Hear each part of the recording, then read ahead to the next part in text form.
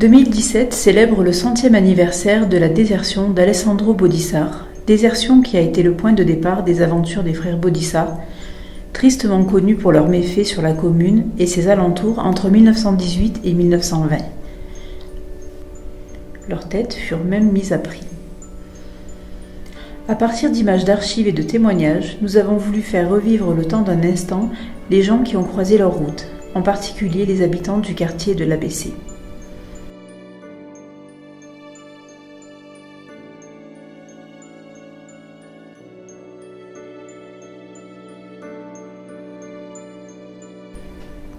Afin de comprendre les événements qui se sont produits, il nous a semblé indispensable de replacer le quartier et la commune dans son environnement de l'époque. Dans ces années-là, l'Argentière a connu un changement sans précédent. En 1908, la mine d'argent du Fournel ferme définitivement et une nouvelle forme d'industrie s'installe sous l'impulsion de Gilbert Planche à partir de 1911 et la société électrométallurgique Fröj. À l'origine formée de deux hameaux éloignés de quelques kilomètres, l'Argentière et l'ABC, la commune se voit réunie par la construction de l'usine hydroélectrique, des usines d'aluminium et des cités ouvrières. Le maire, Alexis Allier, surnommé double maître à cause de sa taille imposante, administre 1348 individus d'après le recensement de 1911. Même si la mairie est alors située dans le quartier de l'église Saint-Apollinaire, le centre administratif se situe dans les hameaux de l'ABC. On y trouve en premier lieu la gendarmerie et le tribunal, mais aussi un huissier, le receveur des postes et télécommunications et le receveur buraliste. Cette partie de la commune, située le long de la nationale, regroupait bon nombre de commerces.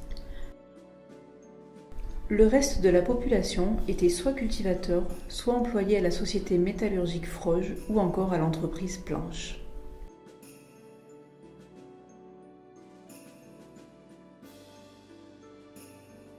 Avant d'aller plus loin dans notre récit, une présentation de ces quatre frères s'impose. Pierre, Ernest, Alexandre et Louis sont nés entre 1878 et 1899 dans la région de Mantoul en Italie. Leurs parents, Pierre et Marie Bodissart, sont alors paysans. La famille est sans histoire. En 1912, Alexandre est appelé aux armées, dans le conflit contre l'Empire ottoman. Il déserte en 1917, suivi par son frère Louis. Les deux autres frères seront réformés. Alexandre et Louis sombrent rapidement dans la délinquance après s'être cachés un temps dans leur famille. Après un périple en Italie où ils inventèrent même des semelles inversées pour tromper les carabiniers, ils vinrent commettre de plus en plus de méfaits de l'autre côté des Alpes. Certaines sources nous apprennent qu'à partir de 1912, Alexandre Bodissart serait venu travailler comme maçon à l'Argentière. Connaissant la commune, ce fut une destination toute trouvée pour continuer leur cavale. Leur technique d'effraction est dite celle de la tarière. Cette méthode n'a besoin que de peu d'outils, usuels, ce qui passe inaperçu lorsque les malfrats croisent des personnes qui pourraient les soupçonner.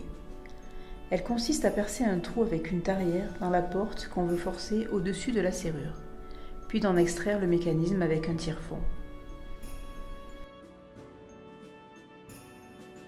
Le 17 août 1918, c'est à la boucherie Galice, située au début de l'avenue de Valouise, qu'ils s'en prennent. À l'époque, la commune vivait dans la terreur de quatre frères. Madame Galice, réveillée par les aboiements de son chien, comprend qu'on essaie de cambrioler son commerce. Elle sait aussi que si elle crie aux voleurs, les voisins ne sortiront pas de chez eux. Elle a alors l'idée de crier au feu, incitant ainsi le voisinage à lui venir en aide. Les brigands n'ont eu alors d'autre choix que de se sauver.